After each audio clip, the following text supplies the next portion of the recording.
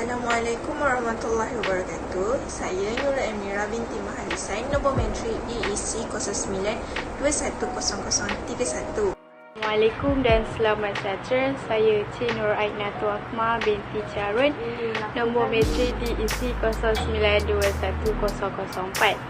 Assalamualaikum warahmatullahi wabarakatuh. Nama saya Raja Nur Farisha binti Raja Zulkifli, nombor menteri saya DEC 09210037.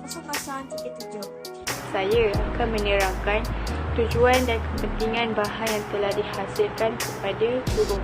Yang pertama, dapat berlatih kanak-kanak membaca. Yang kedua, dapat menghibur kanak-kanak. Yang ketiga, dapat menarik perhatian kanak-kanak untuk membaca buku. Yang keempat, dapat menambah kosakata. Dan kelima, dapat meningkatkan empati seseorang. Objektif kami menghasilkan bahan bantu atau buku ini ialah dapat mewujudkan insentif positif untuk membantu kanak-kanak mengembangkan rasa cinta mereka terhadap buku. Yang kedua, untuk membolehkan kanak-kanak membaca dengan sebutan dan rentak irama dan intonasi yang betul.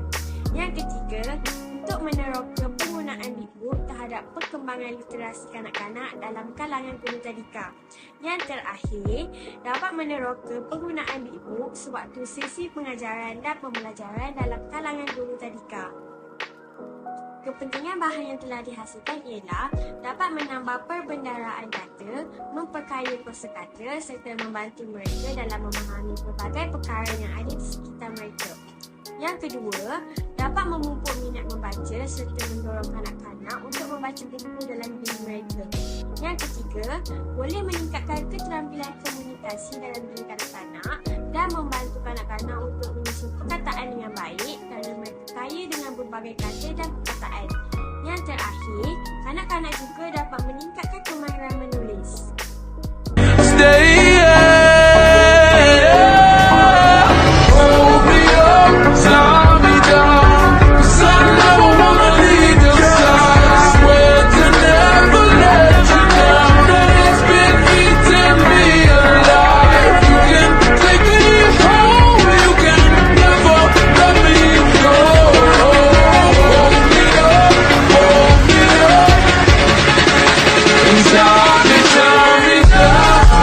Hari ini saya akan bercerita tentang sang kura-kura dan sang angsa putih.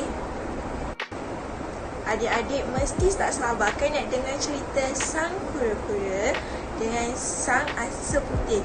Betul tak? Jadi, kena tengok video ni sampai habis kalau nak tahu kisah tentang sang kura-kura dan sang angsa putih. Jangan pergi mana-mana tau, tengok video ni sampai habis tau.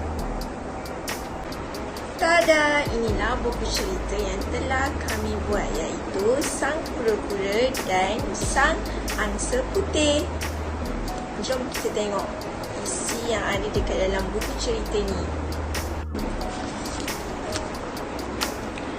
Berhampiran sebuah tasik yang cantik, tinggal seekor kura-kura. Rakan karibnya ialah 2 ekor angsa putih.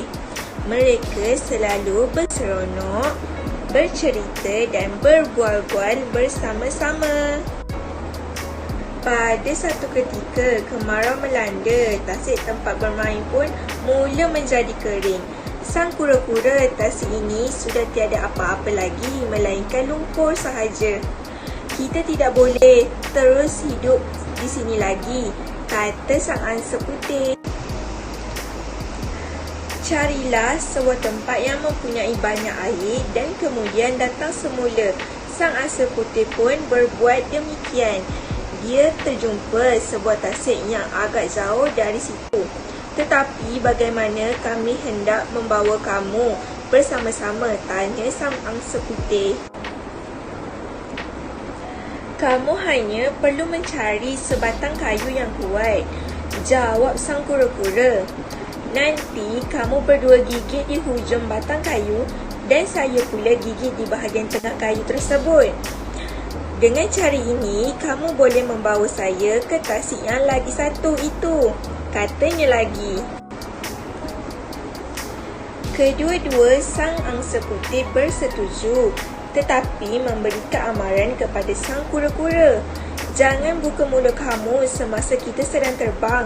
Kamu akan terjatuh. Jadi nanti jangan bercakap, boleh? Mereka mula terbang bersama-sama. Sang kura-kura berpaut pada batang kayu tersebut menggunakan mulutnya. Tidak lama kemudian mereka terbang meretas sebuah pekan. Manusia yang berada di bawah ternampak kejadian pelik itu, menunjuk-nunjuk dan berlari teruja mengejar mereka. Sang kura-kura yang ternampak, orang ramai melihat mereka pun bertanya, apa yang mereka lihat? Sebaik sahaja sang kura-kura membuka mulutnya, dia pun terjatuh ke atas tanah dan tamatlah riwayatnya. Jadi, inilah kisah sang kura-kura dan sang angsa putih. Daripada kisah ini, kita boleh mengambil pengajaran jangan mengungkiri janji. Jadi, adik-adik, kita tak boleh mengungkiri janji kerana kita akan dapat kesan buruknya. Seperti kura-kura yang mengingkari janjinya dengan sang angsa putih. Maka, cerita ni adik-adik boleh mengambil pengajaran. Dan cerita ni sangat-sangat seronok. Adik-adik boleh membaca bersama guru-guru dan ibu bapa di rumah. Kanak-kanak dapat sumber berpengetahuan dan hiburan manakala memperoleh pengetahuan dan dengan itu dapat meningkatkan gaya hidup. Seterusnya, kanak-kanak dapat membantu mengembangkan tahap tumpuan yang lebih tinggi kerana buku cerita mempunyai konsep yang menarik, antaranya warna buku, corak dan animasi. Selain itu, kanak-kanak dapat meningkatkan pengetahuan membaca dengan mengembangkan kemahiran membaca, serta kanak-kanak dapat mempelbagaikan bidang pengetahuan mereka. Serta kanak-kanak dapat melatih otak kerana membaca dianggap sebagai latihan otak. Bila kanak-kanak terlibat dalam pembacaan, sel otak kanak-kanak mula berfungsi untuk memahami maksudnya dan cuba mengaitkan pelbagai aspek perkara yang dibaca. Akhir sekali, kanak-kanak dapat meningkatkan kemahiran menulis mereka. Tugasan ini memberi fokus kepada kepentingan dan tujuan membaca buku cerita. Selepas kami menyelesaikan tugasan ini, kami dapat pengetahuan tentang minat kanak-kanak terhadap buku cerita dan kami dapat memahami amat penting membaca buku cerita.